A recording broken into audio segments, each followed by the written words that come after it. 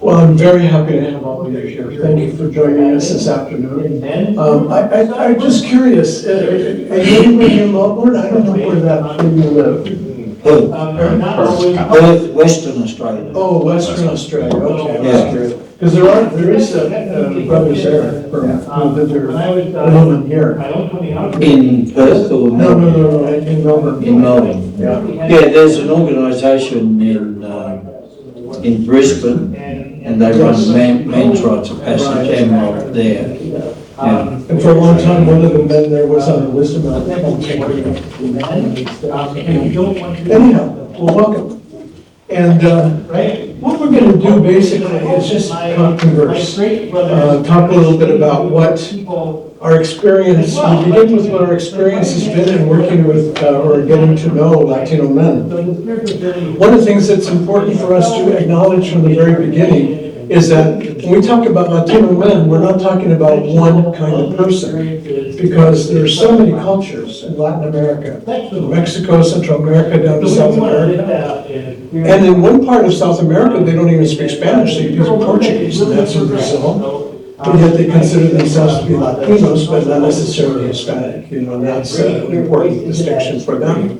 We have two brothers from Brazil who joined us last year for the MRP we had in Southern California, and they did marvelously, because they understand Spanish, but they don't speak it. But you guys, see, you weren't there. You didn't have that one. And then, of course, the Latino in the United States is just vast, because we have immigrants, but we also have native born Latinos, some who speak Spanish and some who don't know a word of Spanish. We have U.S. citizens born through Puerto Rico that are native Spanish-speaking Latinos, and so, I mean, it's a wide variety. So I think it's important, and this is where I think Illuman really can be a bridge, in the sense that what we can pull together are men who have the exact same experiences of life that most of us have.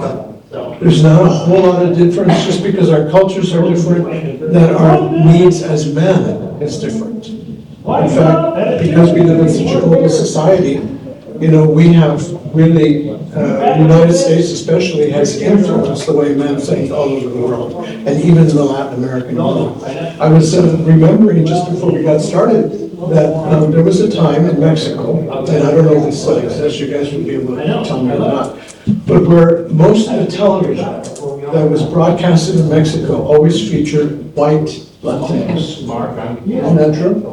Yeah. They didn't have the brown Latinos, they had the white Latinos. Especially the beautiful white Mexican women. And there are many, it's not like they were an anomaly, it's just that that's who they featured. And that was because I think a lot of times we have this mentality, even within our own communities, in our own Latino communities, where somehow one culture was better than the other, or one face, color, skin was better than the other. And I think we've grown globally. We've become more aware of it. And we're going to talk for a little bit about what your experience is of Latinos. But first I'm going to play a little video. And it's a funny video. Did any of you see the Emmys on television? The Emmys? The Emmys. The Emmy Awards? The Emmy Awards? Oh. Okay, this was the Emmy Awards this past year in Los Angeles, and I can never pronounce his name without looking at it. But John Leguizamo came out to introduce the president, the current president of the Emmy Academy, and he is going to focus on the reality of the Latino experience in television. Okay, so we're going to listen, but I invite you to listen to. There's a lot of I'm sorry, I'm beginning to lose my words. There are a lot of similarities to what we might be talking about in just a few minutes. Okay, so let's watch this. You might want to move so you can grab it. All right. We want to get it. I just have my own time. Yeah, that's exactly. What did you say?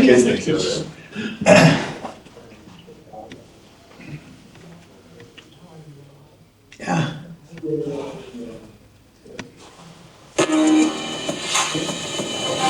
that loud enough?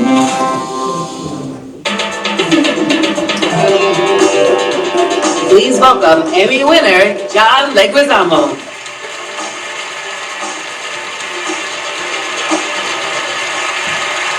Yo, yo, yo, what's up? I'm John Leguizamo, and I'm one of Hollywood's DEI hires. That's right, DEI. The D is for diligence, the E is for excellence, the I is for imagination. And everyone in this room tonight has dedicated their lives to diligence, excellence, and imagination, so we are all DEI hires. And man, what a beautiful and diverse room this is tonight. Wepa. Because when I was growing up in Jackson Heights, Queens, a scrawny little wannabe gangster, you're not from Queens, don't lie. I didn't know that people like me could be actors. At 15, I didn't know the word representation. Actually, there were a lot of words I didn't know back then. But I saw a lot of brown face. I saw Marlon Brando play a Mexican in Viva Zapata, and Al Pacino play Cuban gangster Tony Montana, and Natalie Wood play a Puerto Rican beauty named Maria. Everybody played us, except us. I didn't see a lot of people on TV who looked like me. Of course, there was always Ricky Ricardo. Lucy, you got a lot of explaining to do. And I know some of you remember the Looney Tunes cartoon mouse, Speedy Gonzales, the fastest mouse in all of Mexico. Arriba, arriba, ándale. And his lethargic, useless sidekick, Slowpoke Rodriguez. Sorry, Señor Pussycat, I can't play with you no more. It's time for my siesta. And that's how we saw ourselves, because that's all we saw of ourselves. I used to watch Star Trek and think, wow, in the future there ain't gonna be no Latin people. But at least then the food will suck. And for years I didn't complain about the limited roles my people were offered. The spicy sex bot, the Latin lover, the maid, the gangbanger. Turns out not complaining doesn't change anything. So thank you.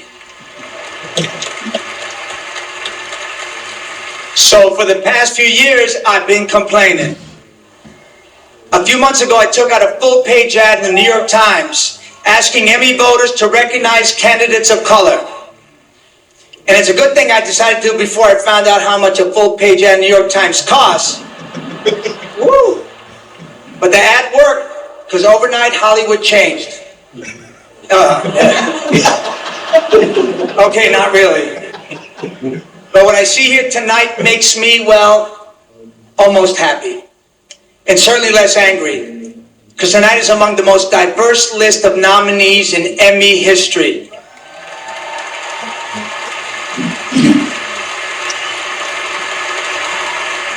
And I see lots of my incredibly talented Latinx brothers and sisters. Selena Gomez is nominated for Only Murders in the Building. And she's been carrying Steve Martin and Martin Short for 3 whole seasons. Sofia Vergara is nominated for Griselda. Dale Homegirl, Isa Lopez is being recognized for True Detective Night Country,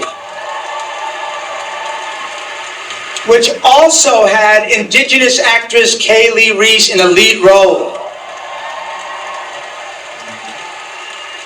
Yes, sir. And Nava Mao, who was born in Mexico City and starred in Baby Reindeer. And she's the first transgender person ever nominated for a limited series acting Emmy.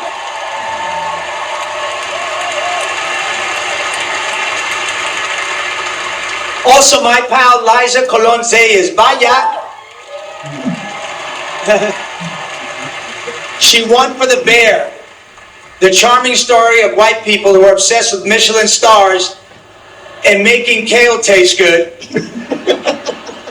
That's 5 Latinx nominees being honored tonight. 6 if you count Mark Cuban from Shark Tank. But his last name is Cuban, that counts, come on. And here's another sign of progress. Right after I took that ad in the New York Times, Academy members elected the first ever Latino chair, Mero Mero Chris Abrego. You're welcome, Hollywood. I did it. Actually, John, Chris Abrego was elected chair of the Television Academy in November 2023, which was 8 months before your ad. Yeah, whatever. But we need more stories from excluded groups. Black, Asian, Jewish, Arab, LGBTQ+, and disabled. And this show tonight is proof that our industry is making progress. So I am delighted to introduce you someone who's committed to protecting and fostering that progress. Please welcome the chair of the Television Academy, Chris Abrego.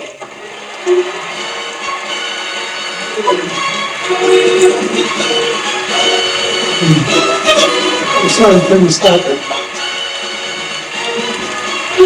Okay, we can stop it there. What did you think? Did it stir anything in you? Sadness. Oh, Yeah, would you like definitely. to? It's sad that to know that people have been so underrepresented in their own country.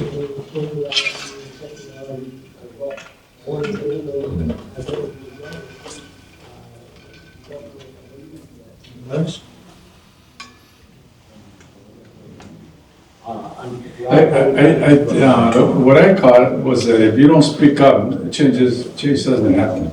It's not given to people. We have to speak up.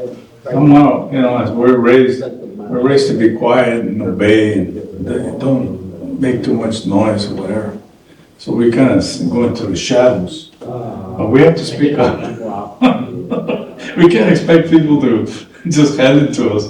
And I won't go into it, but my wife taught me a big lesson, and she had the whole family spoiled. She would do everything for us or whatever. And one day she said, "This is not right. This is not right. I'm doing all this stuff for you." And I'm just like their maid. She said, "I'm done with this. I'm done with this." And she started making changes. She started making up the beds, sweeping up the floors, washing the dishes. And she had me going too. And I thought it was wonderful. Big part of mine. And I told her, "Honey, until you went for it and grabbed the power, it wasn't gonna be given to you. You had to do it. You had to teach us." So, thank you. I was curious, what year was that? This year? This year? Yeah, Yeah. this year. So my curiosity is what will happen next year? Is this a flash in the pan or is this serious? Well, I mean, the movie industry, the TV industry, they're their own animal. Absolutely. But it's a good question for us in the Illuman. What will happen now? Where will we go with this reality? Thank you for making that asking for us. Yeah. I just appreciated John Leguizamo's courage, right? I mean, he sort of clothed it in humor to make it more palatable, but he was really, he was going after him, You saw the actor from The Bear, and he's like making fun of the show, and he's just like, that was a joke about the white guys who want Michelin stars and make kale taste good, right? Well-deserved poke, right? The Bear, good poke, right? But I just thought that he did it very masterfully, Anybody else want to add to this? One of the things that happened, it was so funny, thank you for saying what you said. Again, your name was? Ethel. Ethel? A-T-H-O. Oh, okay. It's a funny name. Several years ago, I was at my first Oracle, and I had just been invited into the Wisdom Elder Council, and was down in near San Diego. And I found myself, we were barely learning how to do council. That's how far back it was. We were just starting to learn how to do council. And I'm there, and I felt comfortable being with everybody. I was basically raised in a very white environment, being in a seminary. And so I was comfortable there. But then we started having some serious conversations. This was mostly wisdom elders and board members. And the question was asked, how are we going to grow as Illuman? And I sat there and I thought, do I say it? Do I say it? So I just simply said in a very quiet voice, well, if we really want to see Illuman grow, the complexion of this room has to change. And there was not a single sound. My God, I felt like crawling under the chair because I thought, oh my God, I said the wrong thing, you know. But I also know that that's when we started talking about things like Illuman in Espanol. And I thought it was important that I say that because, not just because of the complexion in the room, but because what Illuman has to offer men is universal. And Richard Rohr, when he was still very active in Illuman, used to say that. This experience is cross-cultural. Because almost every culture, and I can't really imagine what culture would be absent from this, but our experience is that it just touches everybody, you know? And even doing it in Spanish, it touches the men who can understand Spanish. It's so funny you mentioned you're from the Crucible Project. When we were translating the rites, we couldn't find the right term for one of our rites. And I don't want to give too much away because you haven't done your rights yet, have you? Or did you? Oh, you did the elders. So we all have done the rights except for you. Tapa las orejas. No, but there's this one rite that we do that we call the gauntlet. But in Spanish, that's a meaningless word because the gauntlet in Spanish is a glove. That's it. So I said, I think it should be called the crucible because it's a tough rite. You know which one I'm talking about? It's a tough rite, and I think, and in Spanish that would be a result. But I still haven't won that. I haven't won that argument. But I think that's a very good word. Can you say it one more time? Huh? The word one more time? In Spanish, crisol. Crisol. C-R-I-S-O-l. Crisol. And generally, what the crisol is in Spanish, when they talk about the crisol, it's the melting of metals, you know, and turning it into something else. You probably have the same thing, right? It's a melting or something. Yes, correct, melting of metals. It used to be changing it into basic base metals into gold. Yeah. But in a modern context, when the gold is melted, the rubbish floats up to the surface and will be taken off. Yeah. It's a separation. Yeah. So that's the result. But anyhow, that's another discussion. You know, I could continue having with powers bigger, greater than mine. But anyhow, and so because Illuman has something to offer all men, it's necessary for us to create the container, as Richard would call it, the container in which Latino men will come in and identify and find what we see as the gift that we offer as Illuman. Think about the men that work with, men that you know from church, men that you know service, you know, your business, if you're a businessman, you know. Think about the Latinos you know, the Latino men. Where do you find them? And how do you connect with them? Anybody want to offer some insight into life?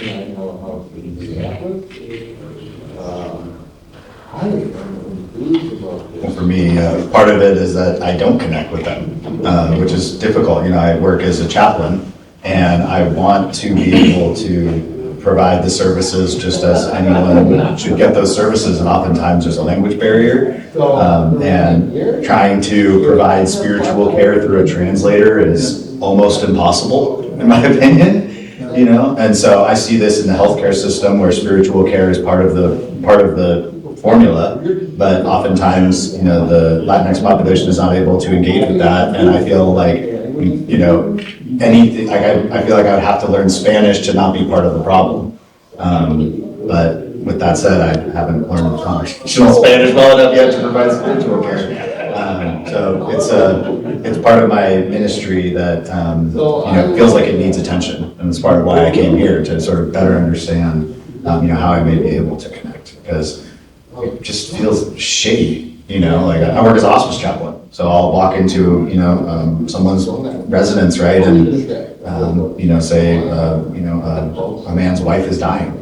And I want to be able to provide the same level of care that I could to an English speaker, but I just know that I can't when I'm talking through the phone or trying to figure out some way to get it translated. It just isn't the same. So I feel that disconnect, and I'd like to work towards addressing it.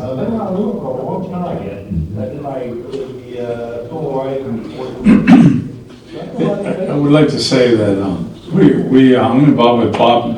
We're doing a program called Cultivando Ancianos, Cultivating Elders. And we're working with a couple of guys out of Brazil, and primarily they speak Portuguese. I don't speak Portuguese, and it's different enough from Spanish that it's hard to understand.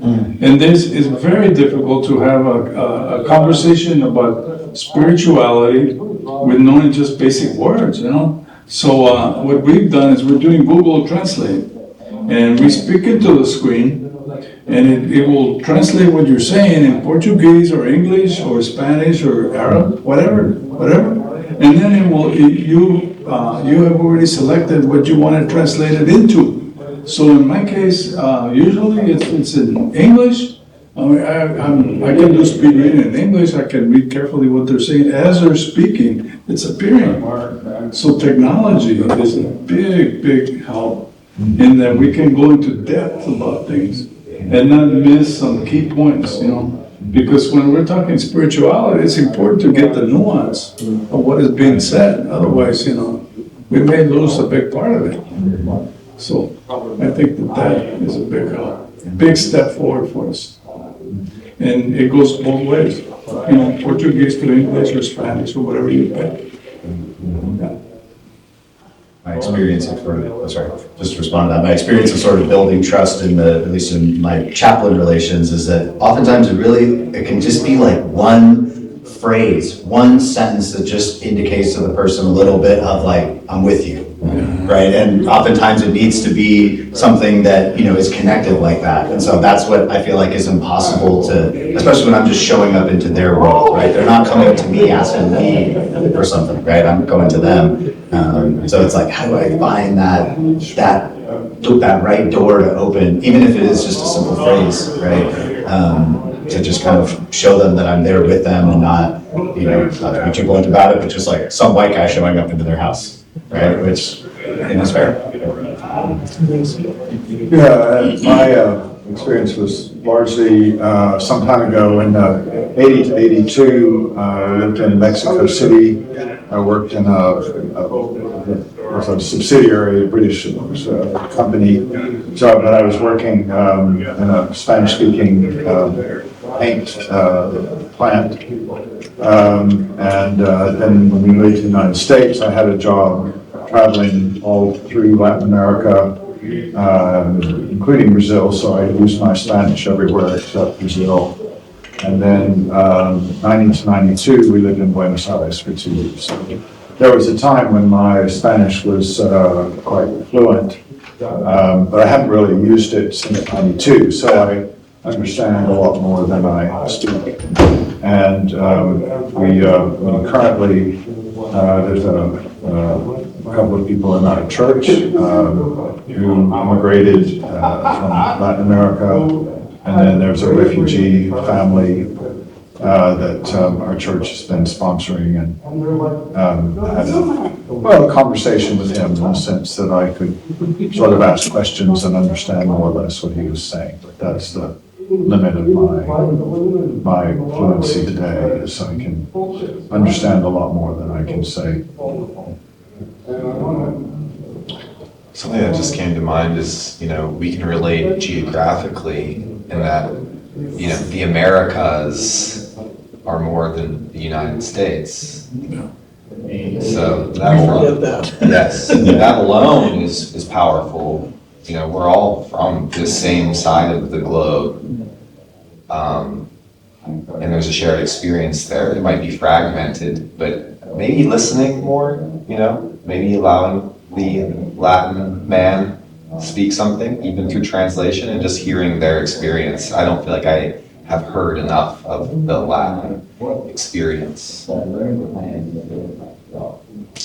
else want to contribute? I knew that, I haven't had. You guys, Well, I can say that my son-in-law is from Ecuador, and I'm conscious of the fact that I've been interacting with him from a mainstream power over basis, rather than coming down to his level and connecting with him man to man. you guys have said the right things, and I'll tell you, I'm going to try to put this together here. And Gil is from El Paso, Texas, as you said. And he lives in a very, why don't you talk a little bit about your experience? Let me tell you, I live in El Paso, Texas. My grandparents lived there, my parents lived there. I was born in the US, my parents were born in the US, so I could say I'm third generation. But I have deep roots there. The family's been there since 1850s, and so I've been there a long time. El Paso is about 80% Hispanic.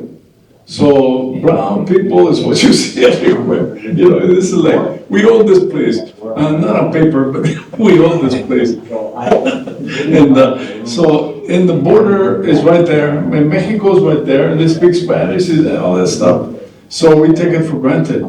We take it for granted. I mean, it's here. What are you worried about? It's, you know, so we don't.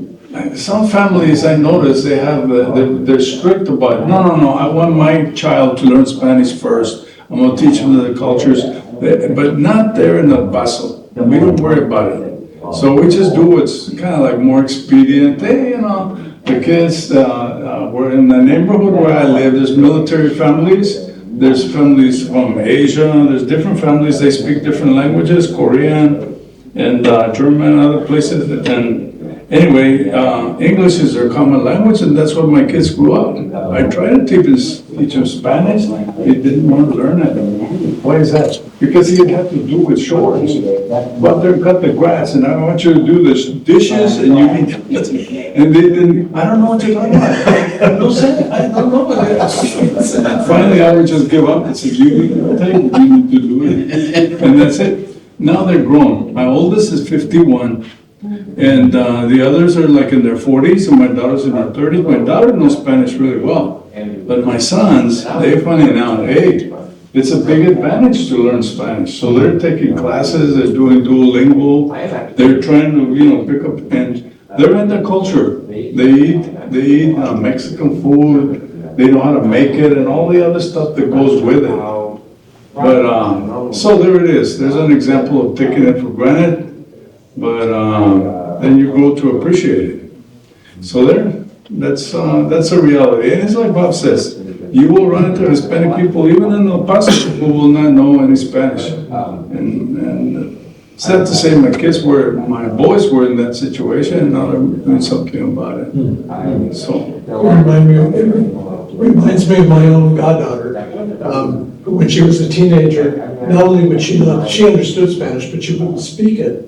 And if she did speak it, she would do it with an exaggerated Americanized pronunciation. But I mean, she did it on purpose. And now she's a lawyer, and she's a public defender, and her Spanish is impeccable. So I mean, kids, they do feel that way.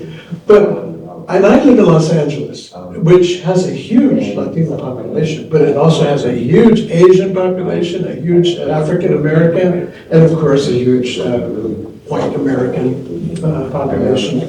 Lots of Filipinos, and just a very, very diverse community. But the thing that we need to, at least I think for Illuman, we need to realize is that if we don't create a container that invites culture into it, it's not going to happen.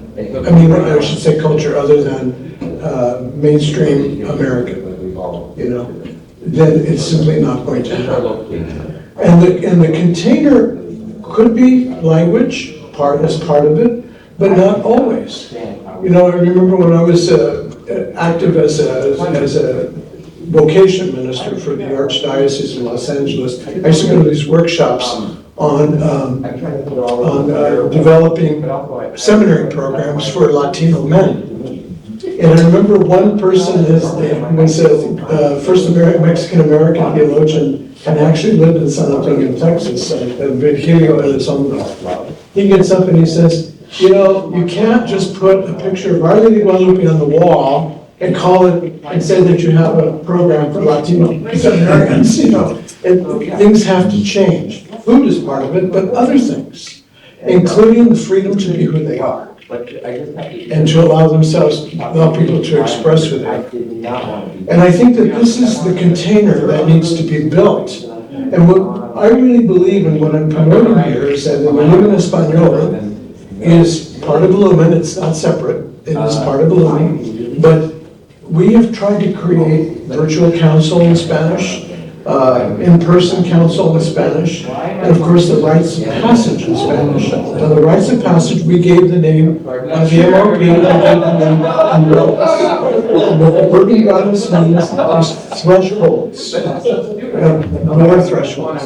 We presented it to Richard Rohr and he just went bananas for it. He thought that was the greatest name, and he even said, I'm sorry, I didn't think of that for the MROP. Rather than just calling it MROP, call it thresholds. You know, but anyway, it's too late for that. But we do call it that in Spanish. Umbrales, rites of passage, or ritos de pasaje para el hombre, rites of passage for men. And I'm still really glad to be here. We want to encourage local chapters to consider creating those containers for Latino men. Whether it's creating councils, learning about men, or inviting men who are Latino in their workplaces, in their churches, in their schools, wherever they are, and inviting them into what Illuman is about. You have to remember one important thing is that most Latino men don't know Richard Rohr like we do. You know, we've never heard of him. They've never heard of him because Richard never published in Spanish. But he's doing it now through Illuman in Español. We're translating many of his works, and we have permission from the CAC to do that. And we have virtual counsel, and we have in-person counsel. The rites of passage that we offer are done usually alongside the MROP as a separate track. But yet, we come together for ritual, and we come together for meals and fellowship so that people will know each other. When you were on one of those, where we had umbrellas going, you were an initiator. Yeah, you were an initiator at the time. And would you like to say something about that experience? I mean, it was just really powerful for me. I love seeing that, and it was interesting to just hear the words in Spanish as well. I took Spanish in high school, right? So I was trying to kind of understand the translations as it was coming through. To be totally honest, I did feel like there was still a bit of kind of separation between the Spanish speakers and the English speakers. I mean, it did feel not like two events put together, but it wasn't quite the same gelling. But I do remember I made a point to sit with the Spanish speakers one day at lunch, right? Just to be in there and okay, I know I'm not going to catch everything and our communications won't be that smooth, but was just trying to make those connections, I feel like there's a part of it that, MROP already is kind of pushing you into uncomfortable spaces. But I felt like Umbrales, having it be with the MROP, if I had any recommendation for someone who was going through that, I would say embrace some of that discomfort. It's just gonna be it's okay. Try and sit down and have the conversation anyway, even if it's not the smoothest thing. Even if there is a lot lost in translation, because I feel like there's so much, just sort of love for your fellow man. Yes. That is what, is at the heart of the work that we do. So on some level, it's almost like, I don't care if I can't speak the same language as you. That's not really what it is that's bringing us together. What's bringing us together is that we're humans on this earth, on this journey, walking through this very large same app. In 23, we not only had Spanish, but we had Spanish from Peru and Spanish from Mexico City, and then we had Brazilian Spanish, or Brazilian Portuguese. So it was really kind of crazy there. But anyway, going into that mentality, that we create this container where people are welcomed. And we do that by talking to them. You said something really important earlier, that you always didn't know, you felt like you were walking into the real world and you didn't know. And one of the things I would like to say is that invite them to say, invite them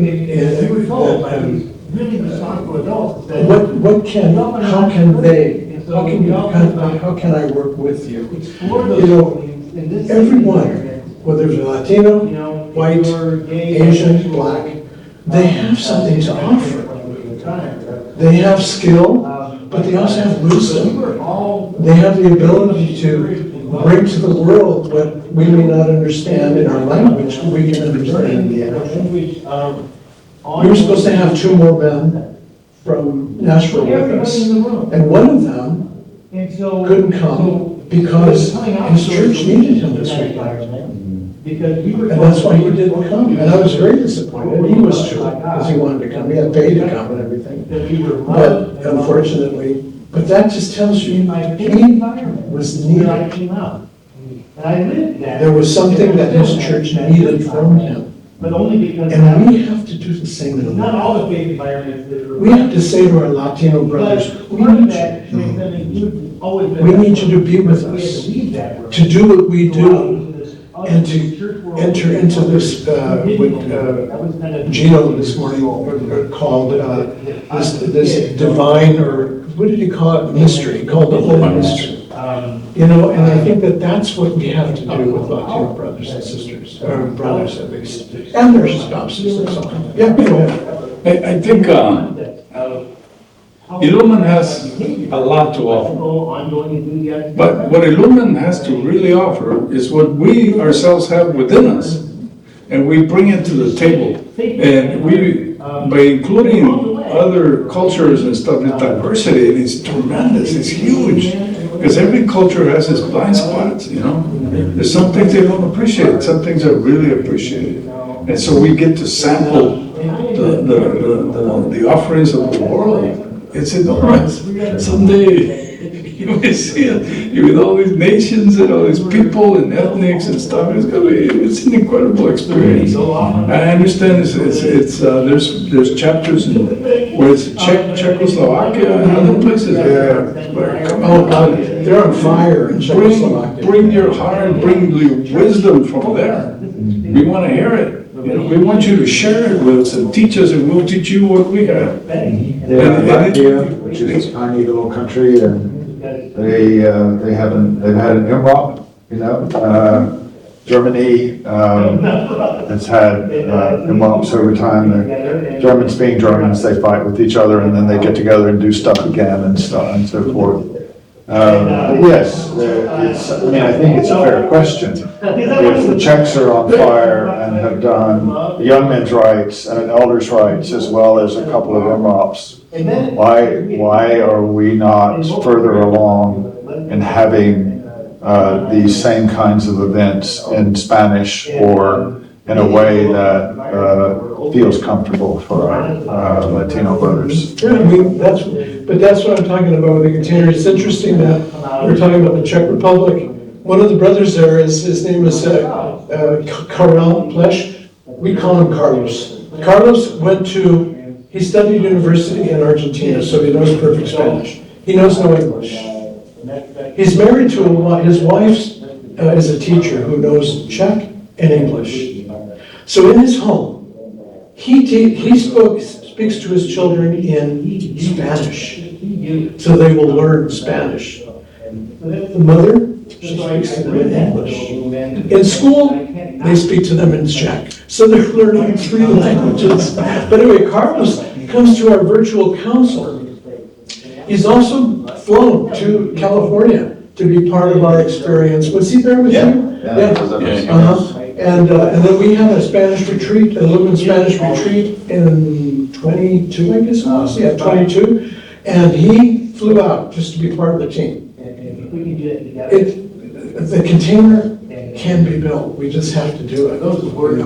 And I want to encourage you to do that, whether if you're together in Nashville or in, not Pennsylvania anymore. Virginia. Virginia, in North Carolina, wherever you are, I'm curious to ask a question. I'm curious to ask a question. Go ahead. What other container language as a container to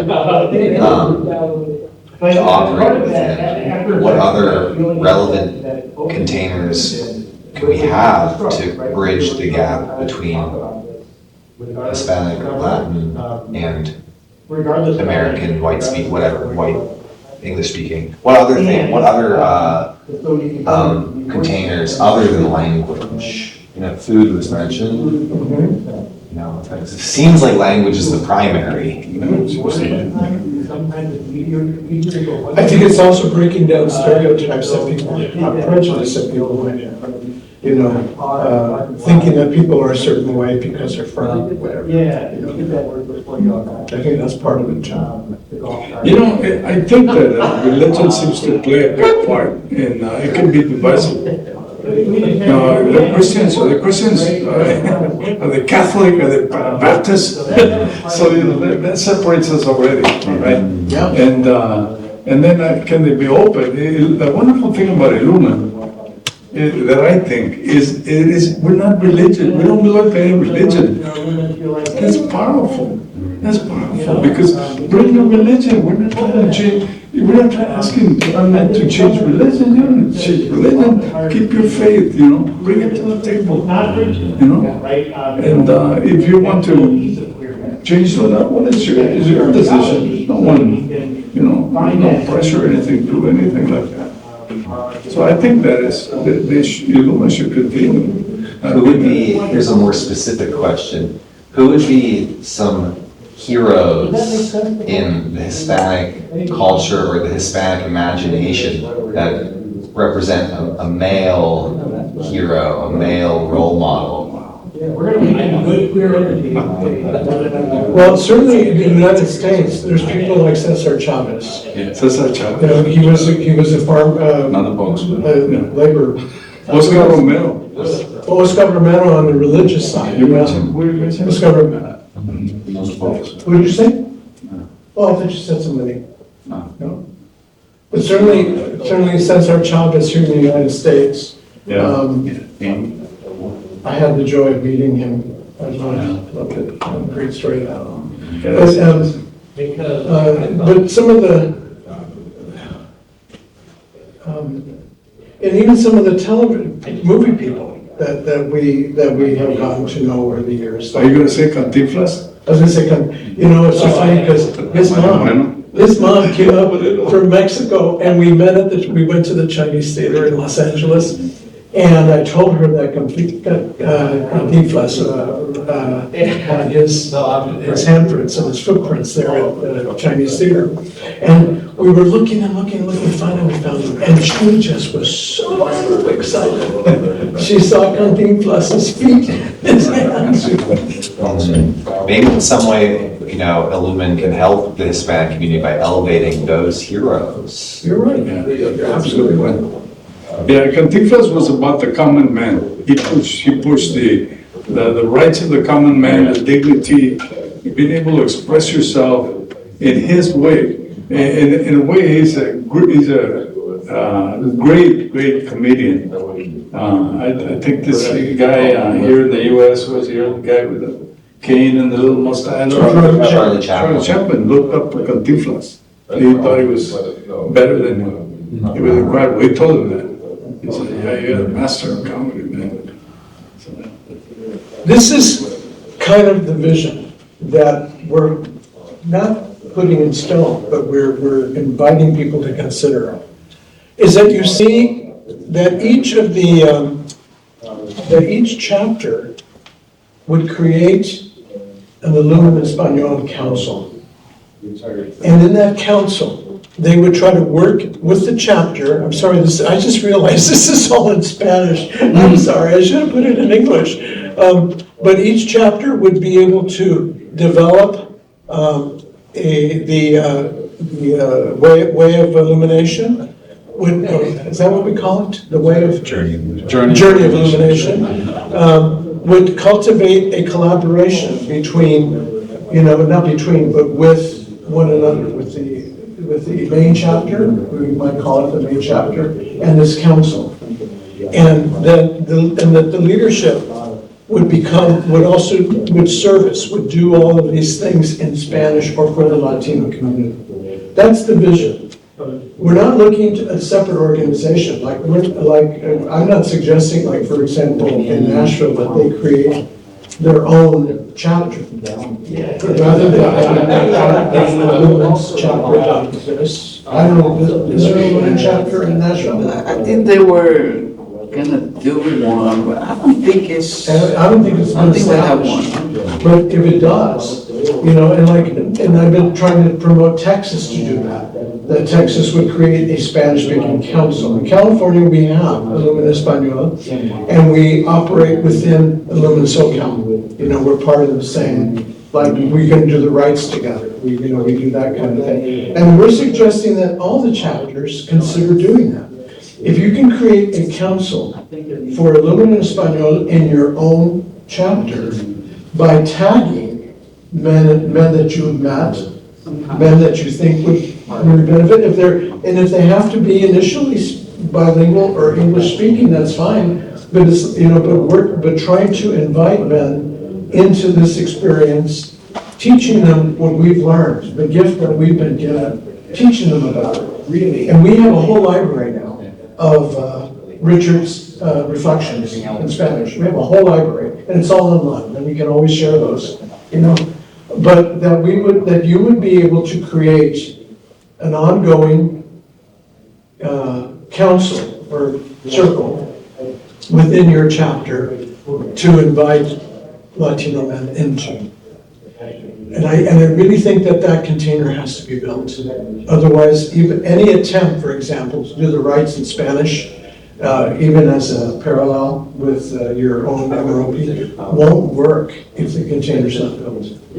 I do have one example. I'm not going to say where it was, but there was this one man where we had Umbrellas, and he was led to believe that they were going to be like an elaborated rites of Christian initiation according to the Catholic Church. That's what he thought they were going to be. And so when he came in and he started learning about what we were doing, he got upset. He thought we were anti-Christ. And he got really angry. And he went back to his pastor and told him, Illumin has no place in this church. And his pastor went, that's why, because in that case, there was no container built for him. He just came in because he was invited and didn't have a clue as to what was going to happen. There are some materials already. Richard's book, From Wild Man to Wise Man, is in Spanish. It's available through Amazon. You can get it through Amazon. But it's the same exact text, except it's done in Spanish, and it's actually pretty good Spanish. Also, his book, Breathing Underwater, is that the 12-step one? Breathing Underwater is also available in Spanish. And that's also a good translation. So those are these two resources that can help a Latino community begin to learn about what Richard has given us, and then we continue to use as kind of the foundational, even though we're using other stuff, but it's kind of the foundational teachings that we use in the MROP and so on and so forth. So that's basically what we wanted to say to you, is, build a container. And as Gino said today, as T. Michael said today, and as Joe Davis said today, show up and do it. Just do it. And Giovanni and I and the Illumin Español council that we formed for national, we're more than happy to be available to assist you, and hopefully we'll see the complexion in our gathering has changed. So in order to contact you, you would be under the Illuman, under Umbrales, is that right? I mean, how could one I contact? don't know if they've you? changed that on the Questions? website. No, they're going through a whole redo of the Yeah, website, they so are, yeah. we would need to be sure that that doesn't get lost. Yeah, we do know, right now, the website has a button to go to Illumin in Espanol. You know, but I haven't really looked to see if our names are actually on there. You know, it might be on there, I just don't know what it is. I'm not that much of an egomaniac to go looking for names. Well, I think it's in there, Bob. I think it's in there. Probably there's Yeah. somewhere. Illuman, that's right. So, you know, I just want to encourage you to do what was said today. Is there a plan for the next Umbrales? I know you just had one. Southern California, in 2025.